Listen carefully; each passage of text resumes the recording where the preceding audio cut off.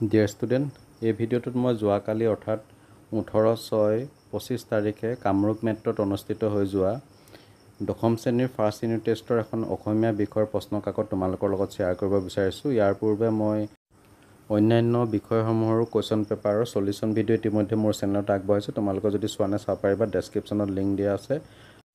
আৰু এই কুৱেশ্যন পেপাৰখন অশেষ কষ্ট কৰি মোলৈ চেণ্ড কৰিছিলে গুৱাহাটীৰ বামুণী মৈদামৰ পৰা দশম শ্ৰেণীৰ ছাত্ৰ তন্ময় ডেকাই। তো ভিডিঅ'টোৰ আৰম্ভণিতে তন্ময়লৈ মোৰ ফালৰ পৰা অশেষ ধন্যবাদ জ্ঞাপন কৰিছোঁ। আৰু তোমালোকেও তোমালোকৰ স্কুলত যেতিয়া ফাৰ্ষ্ট ইউনিট টেষ্ট আৰম্ভ হ'ব, মোৰ হোৱাটছআপ নম্বৰত কুৱেশ্যন পেপাৰবোৰ চেণ্ড কৰিব পাৰিবা। মই যিমানখিনি পাৰোঁ সলিউশ্যন কৰি দিম। তো আহা তেতিয়াহ'লে আমি আৰু সময় নষ্ট নকৰি কুৱেশ্যন পেপাৰখন ডিছকাছ কৰোঁ।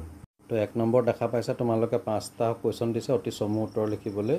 ক নম্বৰটো দিছে ইনফিচিছ কোম্পানীৰ প্ৰতিষ্ঠাপক কোন? ইনফিচিছ কোম্পানীৰ প্ৰতিষ্ঠাপক হৈছে ভাৰতবৰ্ষৰ তথা বিশ্বৰ এজন সফল উদ্যোগী নাৰায়ণ মূৰ্তি। নেক্সট খ নম্বৰটো দিছে উদ্যোগী হওঁ আহা পাঠটোৰ লেখক কোন?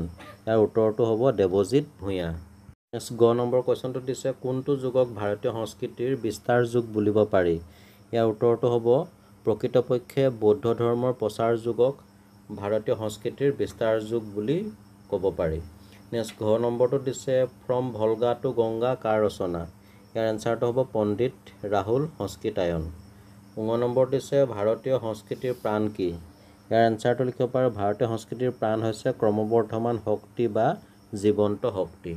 নেক্সট কুৱেশ্যন নম্বৰ 2টোত দিছে চমু উত্তৰ লিখিবলৈ 2 মাৰ্কে 3টা দিছে, 6 মাৰ্কছ আছে টোটেল।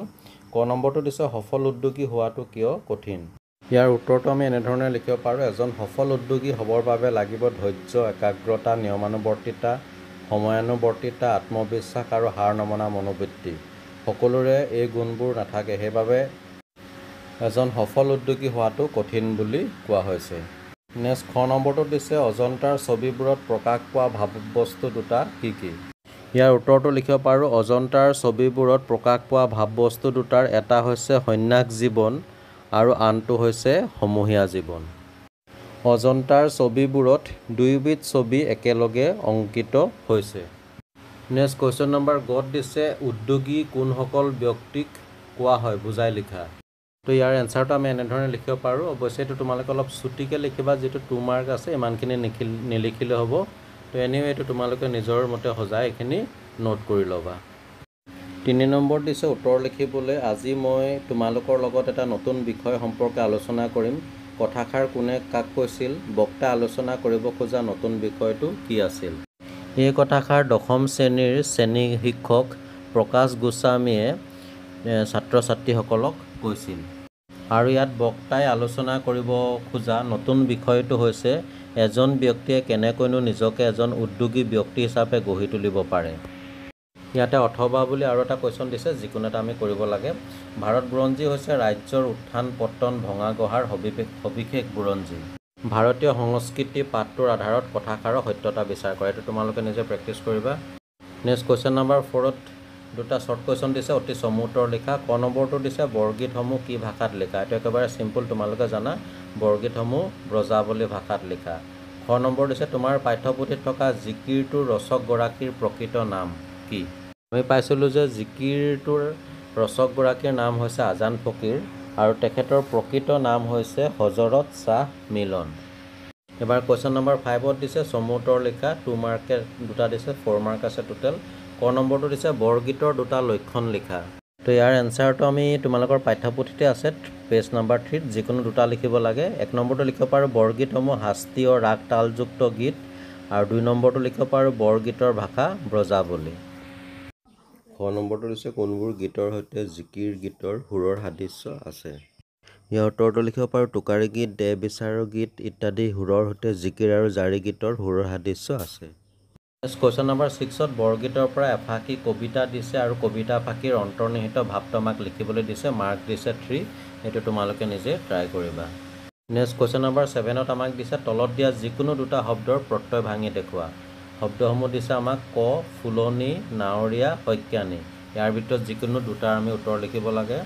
তো ফুলনিৰ প্ৰত্যয় ভাঙিলে আমি লিখিব পাৰোঁ ফুল যোগ অনি, নাৱৰীয়াটো লিখিব পাৰোঁ নাও যোগ অৰিয়া আৰু শইকীয়ানীটো লিখিব পাৰোঁ শইকীয়া যোগ নি। ইয়াৰ পৰা যিকোনো 2টা কৰিব লাগে। এইটো সদায় তোমালোকে চাবা, গোটেইকেইটা লিখিলেও কোনো লাভ নহ'ব। নেক্সট খ নম্বৰত আমাক অৰ্থ প্ৰকাশ হোৱাকৈ এটিকৈ বাক্য ৰচনা কৰিবলৈ দিছে। মুঠ 4টা দিছে। প্ৰথমটো দিছে বগলী ভকত। বগলী ভকত মানে হৈছে বাহিৰে সাধু ভিতৰে অসৎ। তো আমি এনেধৰণে বাক্য ৰচনা কৰিব পাৰোঁ, আমি বগলী ভকতৰ পৰা সাৱধানে থকা উচিত। নেক্সটটো দিছে মুধা ফুটা। মুধা ফুটা মানে ভাগ্যহীন।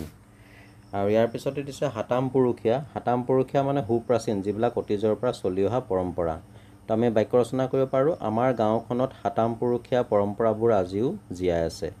নেক্সট আহিলে ধোদৰ পচলা, যিবিলাক একেবাৰে এলেহুৱা। তো আমি লিখিব পাৰোঁ যে ধোদৰ পচলা লোকে জীৱনত উন্নতি কৰিব নোৱাৰে। গ নম্বৰটো দিছে সন্ধি ভাঙা আৰু জোৰোৱা। ইত্যাদি হৰ্ষ যোগ উল্লাস।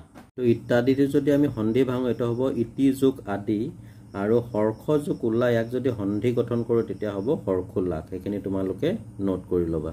নেক্সট 8 নম্বৰত আমাক ভাৱ সম্প্ৰসাৰণ কৰিবলৈ দিছে। যি মূলা বাঢ়ে তাৰ দুপাততে চিন।